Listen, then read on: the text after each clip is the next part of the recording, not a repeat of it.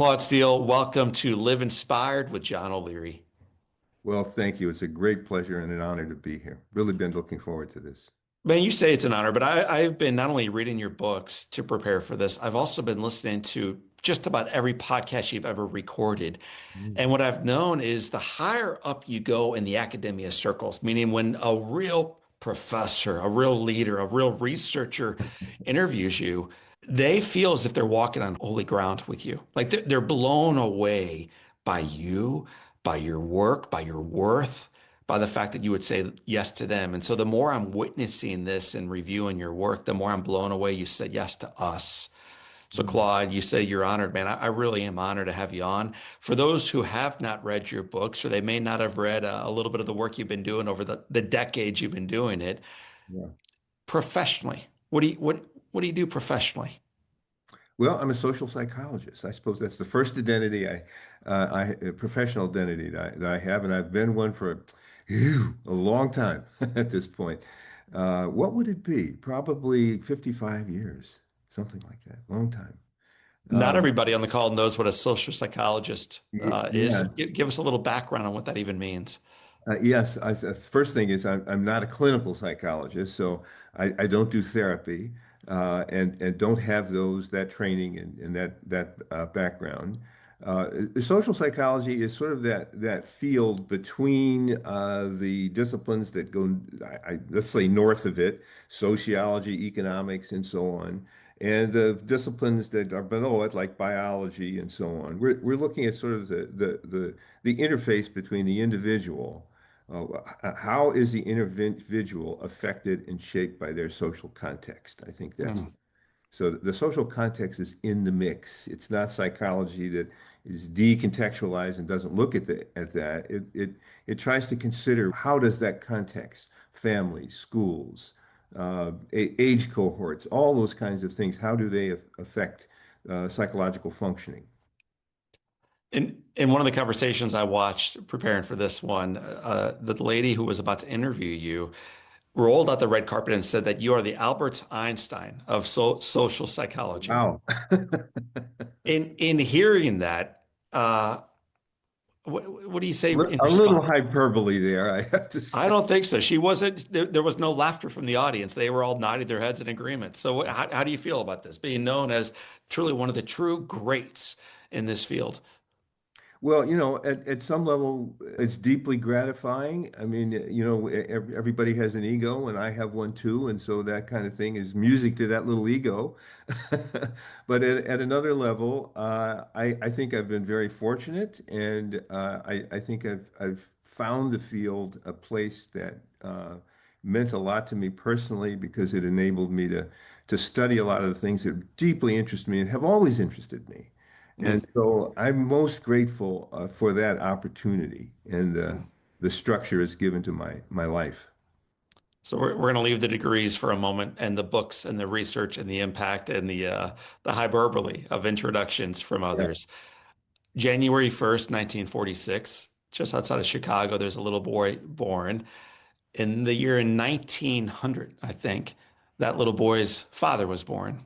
Hmm. And in the year 1862, that little boy's grandfather was born into a time of slavery. Yeah. The journey that your family tree has been on in three generations. Yeah. Just reading, because that was part of the introduction of your most recent book. It blew me away at this journey. So Mm. we won't start with your grandfather or father, but let's start with you. Talk about growing up just outside of Chicago in the 1940s and 50s. Yeah, I put that information in just to sort of give people a little idea of the scope of my background and so on. The other part of it in those same paragraphs is that my parents it was an interracial marriage. My mother's white. She was born in 1915 in Ohio, Ashland, Ohio. Her father owned a construction company there. So my parents, you know how it is when you're at an age when you get to be an adult, you wish you could have asked your parents things you never thought to ask them when Yes. when you're around them. And there's so many questions I would love to have asked both of them, how they got together and the like. They were really both involved in the civil rights movement. My mother had a college degree and was a social work graduate student at the University of Chicago. My father was a truck driver and really had no more than a third grade education. Wow. But I'd have to consider him sort of the intellectual of the family. I mean, he really he thought heavily in humanistically.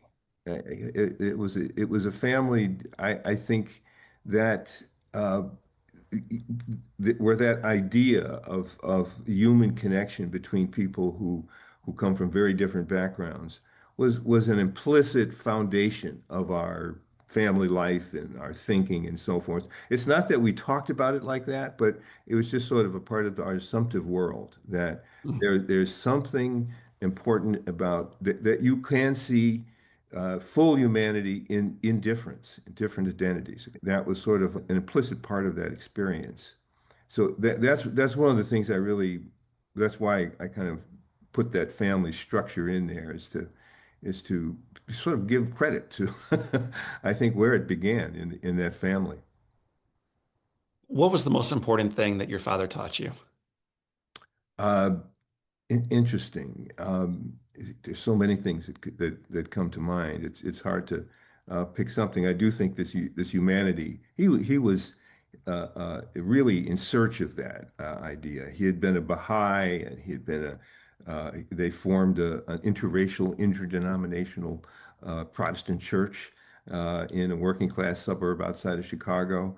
That was a very important thing to him. Is that. Um, we do share this humanity. He had a lot of Mm. practical advice. He was a very practical guy, you know.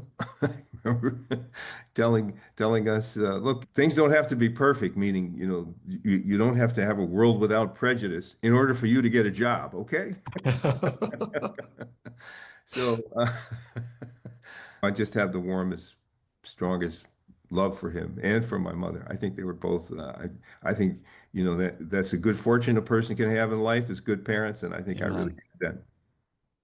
You mentioned your father taught you humanity among a million other lessons. What was the most important lesson your mother taught you? She was a forceful thinking person, a forceful personality. I could see her get things done, and she was practical. She was a Midwesterner, and Yeah. faced things straight ahead and was honest and kind of had a knack for being that way in a big variety of situations. And I can sort of appreciate that even as a kid, Mm. that dealing with a pretty large range of people from very different kind of backgrounds. She could be herself. She was kind. She was thoughtful. She was extremely helpful. I mean, that was she had a kind of service mentality Yeah. toward her community and her friends, and she was beloved for that reason. Claude, you grew up, your father was a truck driver, and yet his son wanted to become a dentist.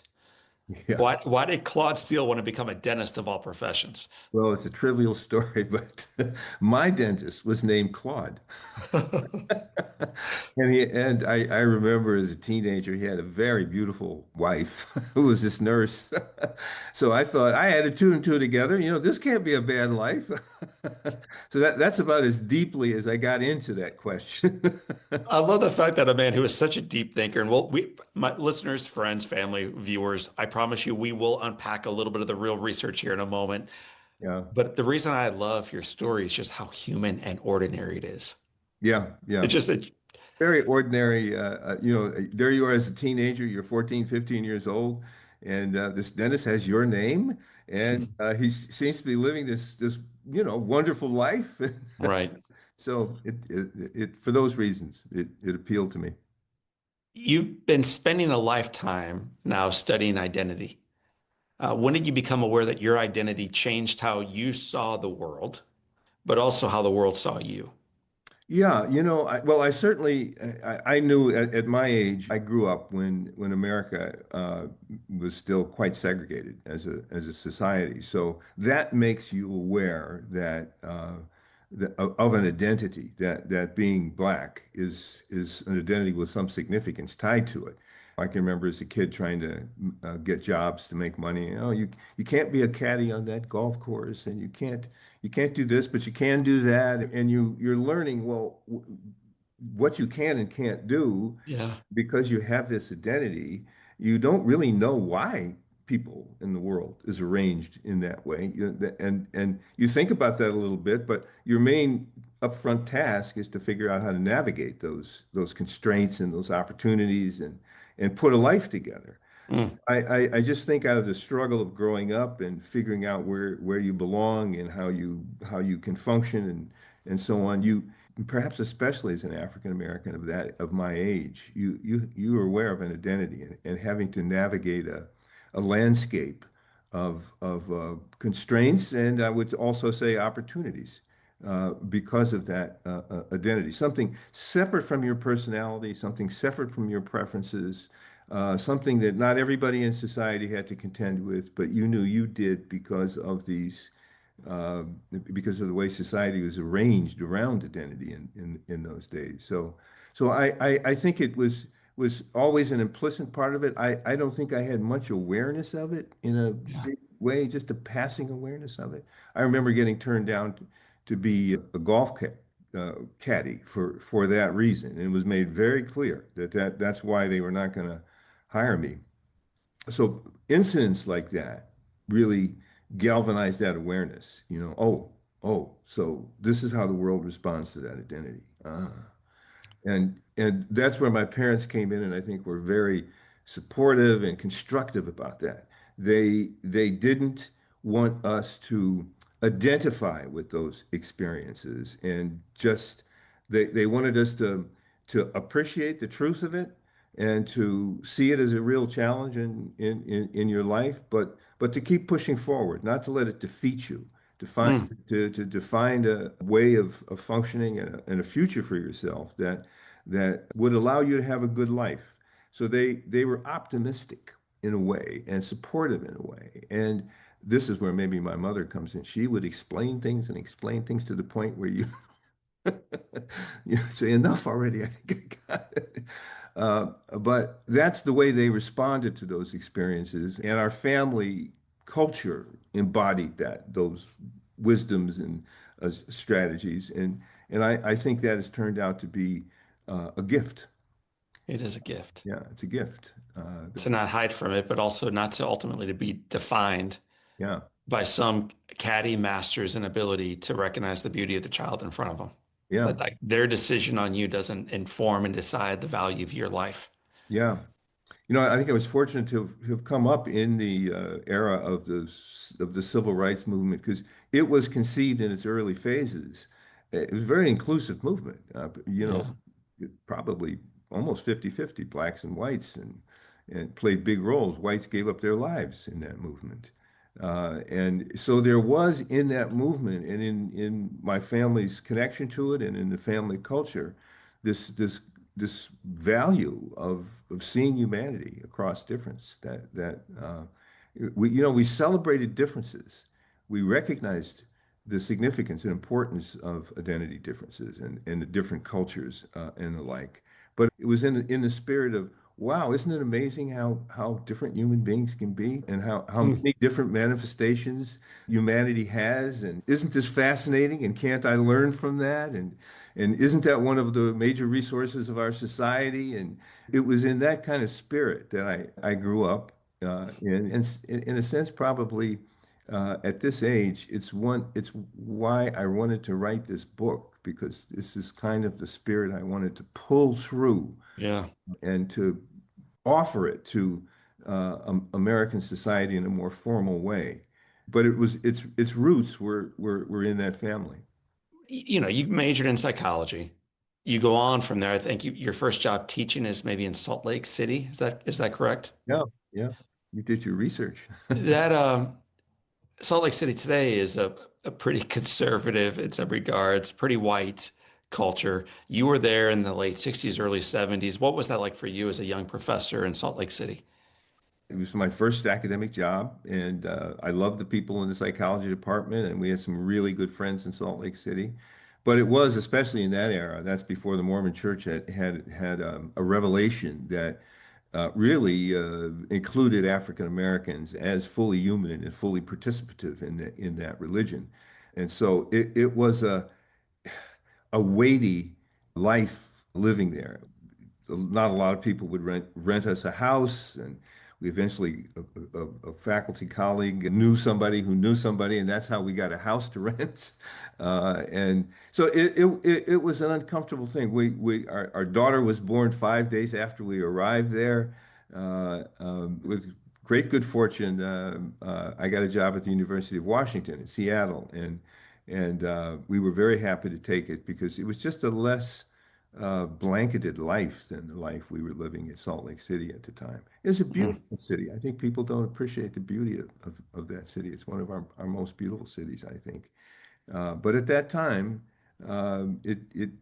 this is not, I haven't been there. What would that be? 50 years. Yes. So this is not a characterization of it now, but it was a bit weighty for an African American from Chicago to make a life there. Well, you made a life in Seattle. Then you made a life in various cities around the country and some of the finest universities. I won't even brag on them, but it is like the places where an academic would want to be is where you found yourself and where you found yourself ultimately leading. A Yeah. pretty remarkable thing. I'm going to jump though out of the university system and into you writing books. The first book that I read from you is called Whistling Vivaldi. Mm. Uh-huh. You read Interesting title. that? Yeah. Tell me about the name. Yeah, the name is just from a story of a journalist, Brent Staples, who is a friend of mine. And when he was a graduate student, he's a big guy, and he was a graduate student at the University of Chicago. And when he walked down the street, as an African American in Hyde Park at the time, he could recognize that, people perceived him as possibly maybe a menacing figure. They'd hold their purses and they might avoid him and they wouldn't make eye contact. And so he realized he was being seen through the lens of a negative stereotype about African Americans as possibly a menacing, dangerous guy, and that they should be careful. That's how they saw him. And it was new to him. And incidentally, he was trying to learn how to whistle in a sophisticated way at the same time. So he started going down the street whistling Beatles tunes and Vivaldi. And when people heard him do that, it dissolved the stereotype that they were seeing him through. They could see, well, he's not the menacing guy that I Mm, worried about. And they would be friendly. They would relax, and he would relax, and they have more, standard civil interactions with each other. So it illustrated to me as I got this story from his autobiography. It illustrated the phenomenon of stereotype threat, that what's it like to be possibly being seen through the lens of a negative stereotype about your group? You kind of have some sense of it, the way they respond to you and the like. And what happens when that dissolves? You do something like you whistle Vivaldi, and then they stop seeing you that way, and it's a right. whole other relationship goes forward. So that was what we were researching for years, and that's what I was writing up in that book. So I couldn't resist using that title because it kind of captured the essence of what we were studying at the time, this Mm. phenomenon of stereotype threat. I'm curious. So I'm going to have you spend a little bit more time on that idea. Yeah, When I was a little boy about to go back to school, I'm in a wheelchair at the time. I yeah. was burned about a year before this, scars on almost my entire body other than my face, and I'm missing my fingers on both hands. Mm. And my father says to me the night before I go back, John, you can be a victim or a victor. And he says, if you want to be a victim to this, have at it. And then he goes, everyone will understand that you've been through the worst and they will respect the fact that you endured anyway. And then he said, or you can be a victor. And every room we roll you into or one day you walk into, people will be in awe at what you've overcome in the life you lead. He said, victim or victor, your choice, not mine. My dad kissed me and walked out of that room. Wow. That was a conversation 38 years ago with my dad, Mm. which informs every room that I walk into even today. I recognize if I want right now, I can be a victim to my circumstances and be seen as being less than, Yeah, or I can whistle when I walk into the room yeah, as a speaker, as a human, as a guy going through TSA. And for the most part, people will be impressed. at the life I Yeah. live. And so all of that background story to ask, how can we tell if the stereotype is in our head of how I think you're looking at me for being a burn victim and not having fingers and I walk with a limp and poor me? Or no, no, no. It actually is, John, how that room is looking at you as you walk into the room. So to me, I'm just curious, like, how do you know Yeah. if it's the mindset going on in your headspace or if it's the room around you and that's informing how they see you and now how you feel about yourself? Yeah. Yeah, boy, your father sounds a lot like my father. My father was tough, man. I know your father served, and I just they were equally great men. Yeah. Yeah, I mean, let's call it a fatherly speech.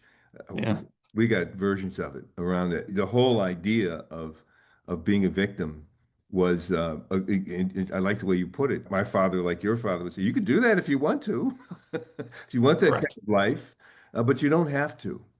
And his confidence that we didn't have to, in the face of these experiences where you were really being discriminated against based on your identity, that was such an empowering frame for it. So I so appreciate the wisdom of a father and a mother who had that idea about things. You could make this your life victimhood, or you could make this something that you're proud of and that people recognize that you're a human being struggling. All human beings struggle. Right. That's what people will respect and give you love based on that.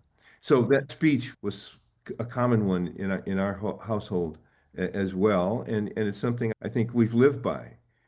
Push, push against those things. Don't become, a Johnny One Note where that's all you talk about or bore people with. Be open, and people will begin to see Yes. those stereotypes don't hold, and that you can have relationships, take on careers. If you were committed to the victim view, you'd never do. I think that that really did have an impact on the children in my family, um, as it has had on you. Look at you. Look what you've done. Well, shoot, man. I don't have any letters behind my name, my Well, friend. So and I've traveled a little bit beyond the Gateway Arch of St. Louis, where I call home and still do. You've traveled the world in a mighty, meaningful way, impacting quite literally millions of lives and changing the study of psychology. It's quite a ripple effect. And you learn that from a truck driver who is the son of a man born into slavery. I yeah. mean, it's just that's remarkable. Yeah, Uh, I know one of the things I'm proud of, and I think one of the things that African Americans are often proud of, is how much we've struggled and how much we've overcome in a pretty short period of time. In a few generations, there has been a huge amount of progress. And if you think of history in its correct way to think about it, it right. is a pretty short period of time when there's been a great deal of transformation in American society. I also think there's been a great deal of transformation, not just among African Americans in American society, but all Americans have grown in a way with regard to our differences and the nature of and the diversity of our population. I think we lead the world in our appreciation of what that of the significance of that, and in our understanding of it. So I think there's a lot for all Americans to be proud of in how groups have risen and thrived. Not that there aren't challenges still here. There really are some significant legacies of those of the way society was organized around identity in the past and in the current day as legacies of that past. That past is not totally past. But I do think one way to approach thinking about these things is to give ourselves a little credit for having taken that on. Most Mm. societies haven't. And so I think that we're distinctive as a society in having stepped up to that challenge and changed things. And we're still struggling with how to make that work in a yet better way. But I think we should start from a base of confidence in the character of our society to take on its deep human challenges. What a positive way to frame the entire conversation we're about to have going forward. We're about to unpack the book Churn, which I am incredibly impressed that here you are nearing 8 decades into this world and you're still cranking out really meaningful stuff. And I think the timing for it is spot on. But before we turn into churn, though, one of the things from the former book is you talk a lot about positive affirmation, Mhm. which sounds so eh, Yeah. self-help, like platitudes. Should we just put little signs up on the wall like you are special today? Like is that what we're talking about here? And yet your research, and then it's played out again and again and again in the data is no, there's a place for this and it matters. Will you just help us understand that a little bit, please? It's a good question because I remember worrying about when writing the theoretical work that went into that self-affirmation theory. I can remember being very self-conscious about using the term self-affirmation. At the time, there was a Saturday Night Live, Stuart Smalley. yes, Stuart Every Small. time I ran through it, I'm like, man, Stuart would love this.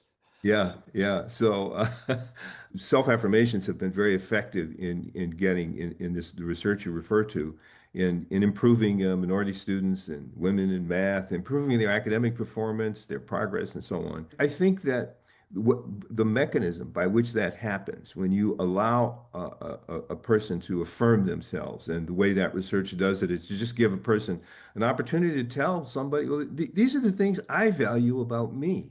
Yes. And these, little kids just take 20 minutes and they write these poignant things. Oh, my aunt really believes I can sing. And my uncle really, he spends time trying to improve my free throw shooting. And they just want the teacher to know that. Yes. That affirms them. They feel like then they're not going to be seen just in terms of those negative stereotypes out there about their group. Yes. And now you know the real me and what I really value. And so I think that frees them up in the environment so that the self-affirmation, the exercise of doing that, of writing for the teacher a little essay about what they want the teacher to know about them. Once they kind of do that, they feel, okay, I'm not going to be seen in that way. I'm kind of free of that pressure that might otherwise be here. If she never said anything or let me tell her who I was, Mm. then I can't be sure that I don't know whether she'd see me stereotypically, but she might. And and and I start to churn about that. I worry about that. I stew about it. I'm distracted by it. It can affect my ambitions in the situation, the strength of my motivations, the degree to which I'm going to identify with school as something important to me. That's the psychological chain of events that make that affirmation something that has an effect that you'd almost never expect from it. That a simple opportunity to affirm themselves in the eyes of their classmates and of their teacher in an essay, or maybe the teacher allows them to tell a little bit about who they are. Right. Then to have that kind of an effect is surprising, and I think it speaks to the pressure they are feeling without that opportunity. If they don't have that opportunity, then they worry. I'm not sure how I'm going to be seen here. Even if I do well, that could be seen as the exception to the rule. And my failures and frustrations, they could be seen as the rule. That's kind of what the stereotype might lead people to do, even though they're not even that aware of it. So this little intervention, it sort of changes their mindset toward that situation where they're free of that and they're able to more directly engage the work at hand and to identify with it, to take it on as a personal identity. I think that's one of the Mm. major challenges in education is for students to take that on as something that's theirs, not something forced on them, not something that they're obliged to do, but to ultimately grow into it being a part of who they are. Honestly, I could spend another entire episode just talking about that. I'm blown away at the research. I remember you shared about the math and how there was a test that was being given where women would do poorer on it than men for no real reason. Like Yeah. mathematically, academically, intellectually, they ought to be the exact same. And yet there was always a gap. And so then you did some research where you would begin, but before giving the test with the words, you may have heard that there's a gap between what men and women score on tests, but you should be aware on this test that is not true. Not on this test. And then you would give out the test and it would in fact come to pass. that Yeah. there would be no gap on that test once the women knew there was no difference, that they were equal and up for the task of the men in the room. And it sounds so minor, it sounds made up, but you Yeah. proved it out again and again and again. Yeah, yeah, no, it was that research that kind of gave us some confidence that this little part, that this part of people's psychological functioning, especially in schools, we were focused on that. Now I would like the ideas to generalize to the workplace, to the military, to athletic teams, but it began in thinking about school performance and the like. I'm not sure, whether women are under the same kind of stereotype pressure in those areas today that they were then. I do think in the really advanced high level STEM work, there can still be those stereotype pressures on women where they could worry that any frustrations as they're working on difficult things, sort of at the frontier of their skills, and they're having the normal frustration that would go with that, they could have the additional worry that a man would not have. They could have the additional worry. Is that stereotype true? Or are people seeing me that way? Am I what's going that churn, that distraction could still happen. It does happen to African American students too. When you make the task relevant to the stereotype, that is, you tell, let's say, in the case of African American students, you say, this is a test of intellectual ability. Well, they know that stereotype about their group's abilities. They know it. So when they experience frustration on that test, what does that mean? Are they confirming the stereotype, or is their teacher going to see them in terms of that stereotype? They're churning. And if they're churning right in the middle of taking the test, that's going to cost them. They're probably going to not perform as well. But if you make the same test not relevant to the stereotype, as for example, you just gave one of the instructions we use to do that. But you say, this is not a test. This is just a laboratory test. It's a game. It's not diagnostic of Right. anybody's intelligence. Oh, whew. Now they're not under that pressure of confirming that negative stereotype about their group's abilities. That's gone because this isn't. I'm just playing a game. This is Monopoly. And in Monopoly, I'm in. I lose every time, so I don't want to talk about Monopoly. You'll need to use a different board game if we're going to talk board games. You've used the term 4 times now, and now you wrote a book about it, so I should ask you what it means. Churn. You use a slightly different definition than I probably would have used. So tell me what your definition of churn is, and why does that matter to the world right now? The shorthand version of the definition, I think, is churn is just simply you are in a diverse situation, different kinds of people, different backgrounds, and it's an important situation to you. If you're just sitting on a subway or in a bus and there are different kinds of people from different backgrounds, so what? You hardly pay any attention to it. But if it's a doctor and a patient, if it's a police officer and a pulled over driver, if it's an athletic team, if it's a boardroom, if it's a classroom, as the situations are important like that, I know that I possibly could be seen in terms of some negative stereotypes about one or another of my identities. Could be Well, my race, it could be my age. So I know all of a sudden that I could be seen that. I don't know that I am, but I could be, and the situation is very important. And so I start to worry, well, how will I be treated here? Well, how should I behave? What should I say? How should I say it? Will I be treated fairly here? Because based on my identity, and that's churn. It's just the experience of being in a diverse situation that is very important to us.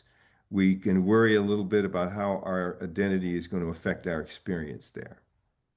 when you wrote beautifully that it's not just the African American young man walking down the street, it's also the police officer that's having the encounter with him. Absolutely. It's not just the student who's struggling with biracial parents.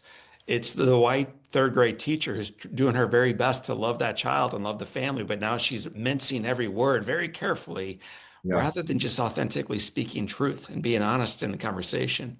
So the Yeah. churn isn't one-sided, so to Oh, speak. It affects all of us. I'm glad you stress that because that's one of my primary motives for writing Churn is that Whistling Vivaldi was focused on looking at stereotype threat on the performance of women and groups whose abilities were negatively stereotyped in society, African Americans, Latinos. And so people were just thinking of stereotype threat as something that those groups experience. But it's so clear that we all experience it in a Mm. diverse situation. I begin the book with a prologue, a story about a parent-teacher conference. So it's a seventh grade kid, the young man, African American kid, and his parents. He's in the seventh grade, and the parents are preparing to go to a parent-teacher conference with the teacher.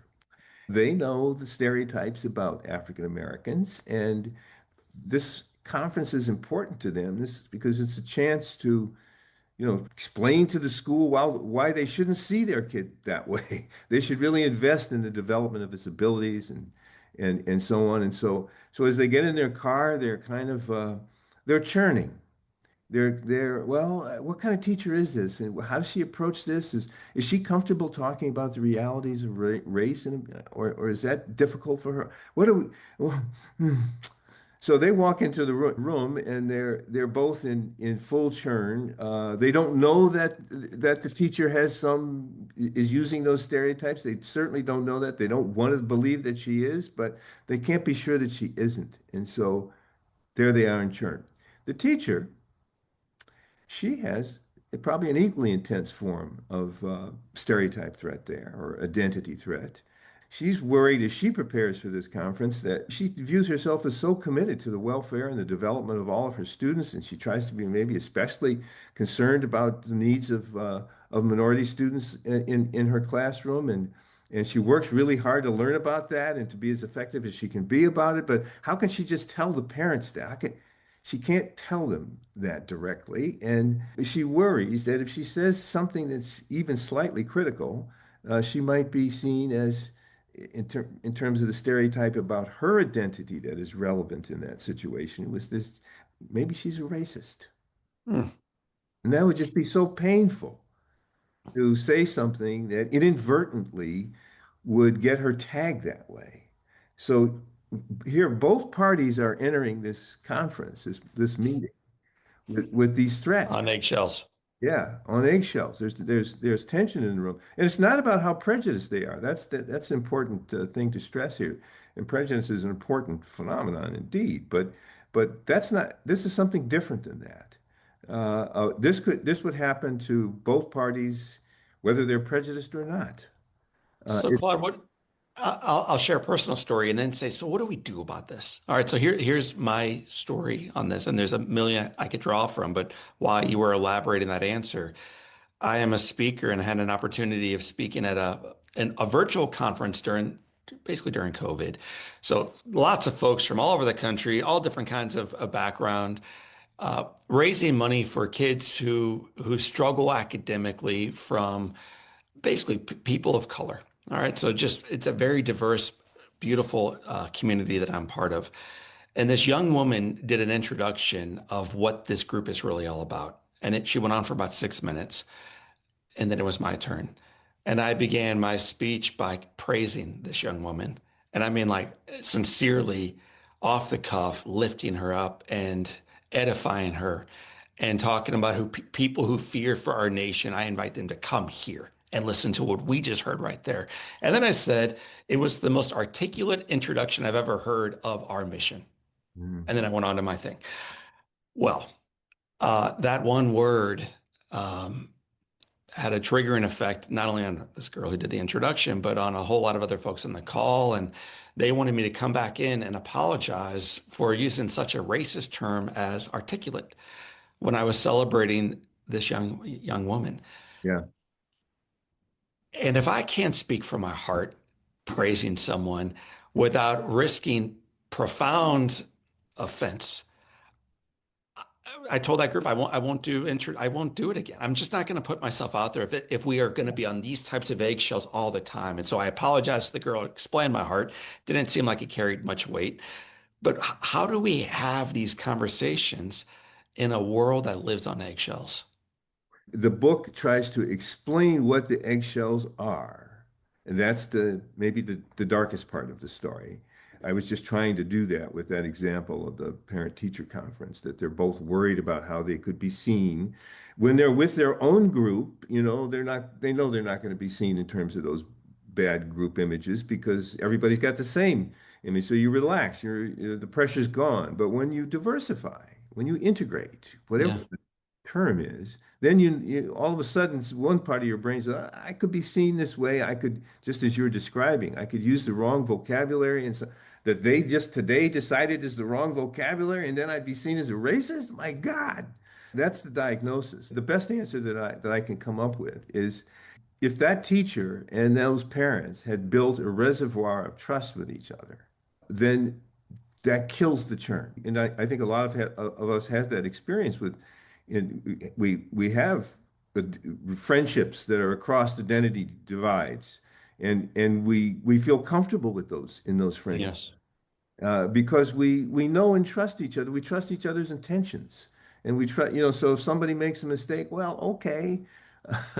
But I know this guy's really, we're really friends. He doesn't really, he's not using that to judge me. That's just, I can remember once a really good friend of mine, we were colleagues, and he was telling me a story of having grown up in San Francisco, and and he's fulminating about this story. Yeah, we were a gang from the Noe Valley, and we get on our bicycles and we would ride over to the Embarcadero, and then we'd see the Irish come up, and then we'd see and he used the N word inadvertently. I mean, I loved him. And he loved me, and we just laughed it off. But because there's trust there, that's the best orientation toward getting us out of these tense situations. I'm trying to argue is that we need to focus on building that trust. You, That's an unrecognized, underappreciated route to making differences and diversity work, and allowing ourselves to be comfortable with it and to even enjoy it mm, is to focus on developing that. In the example you give, it's hard to say because how could you develop trust so instantly like that? I can give an experiment of some things that will help very quickly give that trust, and I please. can give examples of it. But trust is sort of the story takes an optimistic turn at that point that we can all build this trust. Trust is something that I think we understand intuitively pretty well. It's listening to people and listening, and then collaboratively trying to figure out what people need and to help them get that. When people see you do that for them, they don't really care about the differences. And I think there's something more fundamental that holds us together as in communities. And the book is focused on concrete, on our lives in our workplaces and in our classrooms and the real life settings. And that's where we have an opportunity to build that kind of trust that I think sort of diffuses the churn in the situation, relaxes us, enables us to just be really comfortable with each other. You know and love baseball, and there are a lot of baseball teams where those guys, race is not the issue for them, and they work together, they travel together, they Well, it's ironic you bring that up because a baseball team may be the mo most diverse team out there. It's far more diverse than the NFL or basketball. yeah, You have people from various countries, different languages, yeah, different passports. You have folks who were born in a city and folks who have never been into a city until they were drafted by the ball club. And they all somehow come together, these 25 random dudes, and yeah, they row in one direction if they do it right. yeah. If And they they do it figure out how right, to get along through the differences.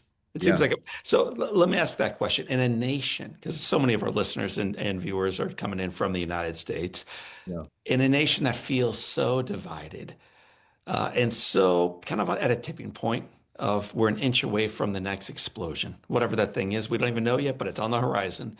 Yeah. What gives you hope that the foundation's more firm than we may even recognize and that the best is yet to come?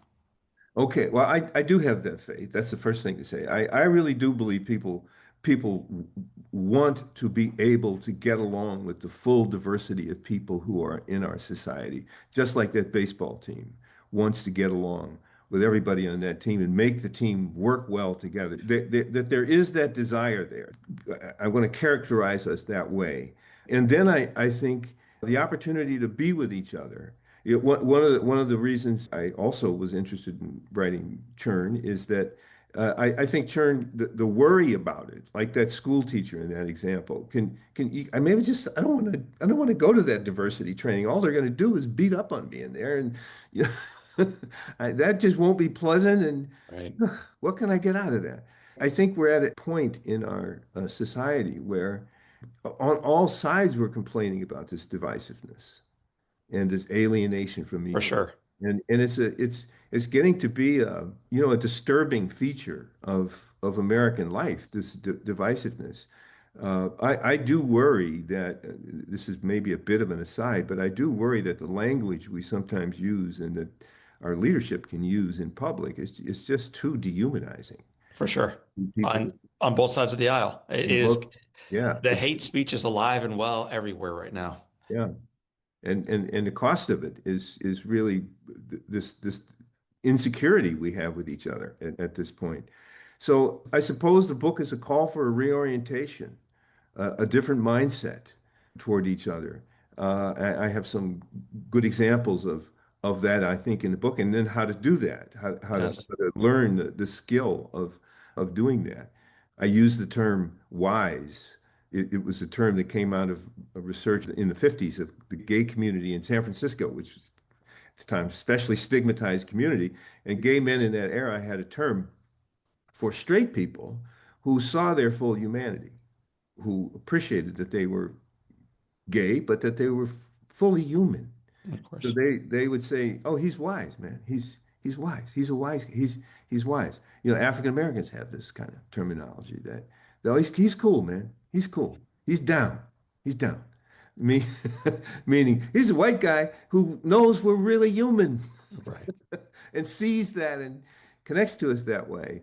So I think at the level of individual, that mindset is part of the ability to span these differences and undermine some of this divisiveness that we feel so. That in an experiment, we could give participants, these were all white male participants, and they were going to interact with a couple of black guys about to talk to them about a topic, racially loaded topic like racial profiling. And what enabled them to relax and to move their chairs in close for that conversation was just the instruction. Look, nobody really knows how to have these conversations. They're kind of difficult. So don't go in and try to demonstrate that you're not prejudiced or something. That would just be a red flag. Don't do that. Just go in with a kind of a learning mindset that this is an opportunity to learn about another person and their lives, their conditions of life. And when in doubt, just ask questions. Don't make speeches. Just try to kindly learn about these people. Well, with that instruction, they were avid participants in Yeah. the conversation. So that tells me that there's an appetite for connection across identity divides. People want to be able to do that. They need a little concrete instruction, very simple instruction that would maybe empower them and enable them to do that. And then once they do it, I think they're going to find it a very rewarding kind of an experience. They're going to have a friend that's going to bring them something or be in a situation where they're going to learn something that Right. that would otherwise maybe not be so accessible to them. So I think the rewards of it, and I think if there's an appetite to do something, but there's no way to do it, then people pull back. But if there's an appetite to do something, and there is a set of pretty simple ways of proceeding, that can ignite people's That's interest. right. And so that's the hope. Well, the book is called Churn. I enjoyed it greatly. It was written by a very wise man named Claude Steele, who is my guest today. We're about to wrap up this conversation with 7 questions. Claude, we call them the Live Inspired Seven. Okay. They tether all of my friends together. We've done about 1,000 interviews, my friends. So this is a safe land to walk on, but it's a bit of a sprint. So they're quick fire questions, quick answers. Here we go. Claude Steele, what's Okay. been the most impactful book you've ever read? Johnny Tremain.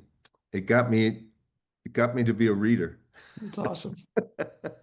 What's one positive characteristic or one beautiful trait that you possess as a child growing up in Chicago that you wish you exhibited as brilliantly today? Sometimes you have nostalgia for your innocence as a child.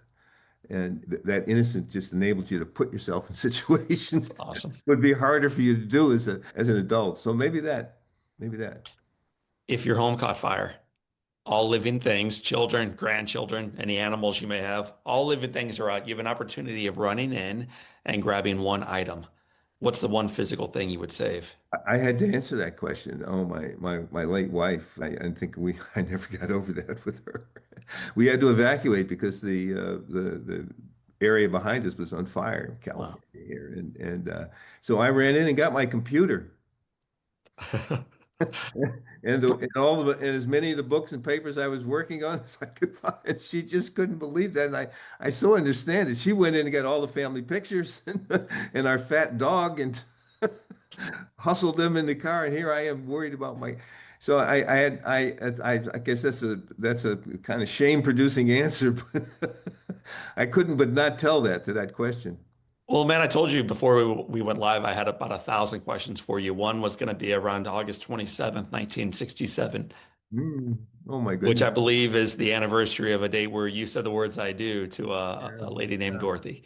yeah. My goodness, almost bring tears to my eyes. That was probably the most fortunate thing I had in life is marrying Dorothy Munson Amen. Steele, who passed away about 8 years ago. But we had a 50-year marriage of great and I heard you wonderful loved children to and travel, grandchildren. So yeah, so we loved traveling, loved Paris, loved yeah we music. did. Wow, you had Apparently, you like to so barbecue. You make a mean set of ribs. yeah. Now, Uh, I wouldn't. I'm talking to a man from St. Louis, so who Dude, knows next from time you're in the ribs? area, man, we'll meet at the Arch. I'll pick you up and we'll have a bake off.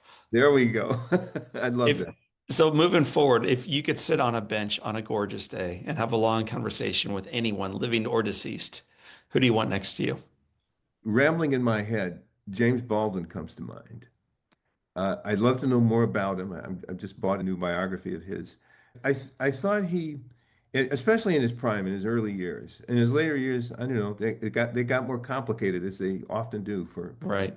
but I think some of his when he was a bit more innocent, and maybe the world was a bit more innocent, I think he wrote so Agreed. frankly about life more than certainly race, but it was all in the context of beautiful writing about life, and so he had some incredible talent, and I that I think is still quite of contemporary value. Fascinating guy. Yeah, No one fascinating. else has ever shared him, but if our listeners have never heard of James Baldwin, they should do a little bit of research because he had a fascinating life. What's the best advice James or anyone else ever gave you? So the best advice you've ever received is, I think the best advice that steadied me well throughout um, different stages of life and different challenges was that simple advice my father gave me of, the world ain't got to be perfect for you to get a job. so good. What would you tell your 20-year-old self? To be as open to different kind of experiences as you possibly can. The risk of growing into adulthood is that you're going to get so disciplined and rigorous about pursuing a livelihood and building a family and so on that you kind of close yourself off to outside things, and Mm, those outside things have always bounced me off of a plan into something more interesting. mm. I would say that the things that I've been able to contribute as a scientist have that. None of the work I have contributed as a scientist came to me as some idea of mine. It always came to me by how other people reacted to things or the data that we were getting, and being open was the secret of being able to take advantage of those That's things. good. Claude Steele, author, father, spouse, friend, Yeah. example, wise friend. It has been said, this is the final question, that all great people, all wise people can have their lives summed up in one sentence. How would you like yours to read? Love and openness. Hmm. Begin the day with that. Discipline, there's a book out called Discipline is Destiny. Yeah, discipline is really important in actually getting things done. But love and openness provides the groundwork for an interesting and valuable life, I'd say. A man who partied on the highest floors of the finest universities around the country and around the world reminds us of the power of love and openness to truly change society for good. Claude, I want to thank you for the work, for the wisdom, and for the example, man. Well, thank you, John. Thank you for the opportunity to talk to you and to your audience. As I said, I've been really looking forward to it. Yours is such an impressive life that I feel flattered to have been invited to join you in this conversation. Much appreciated. Flattery will get you nowhere, Claude Steele. My friends, that is Claude. He is my friend. He's the author of Churn. My name is John O'Leary, and today is our day. What a gift. Live with your soul on fire.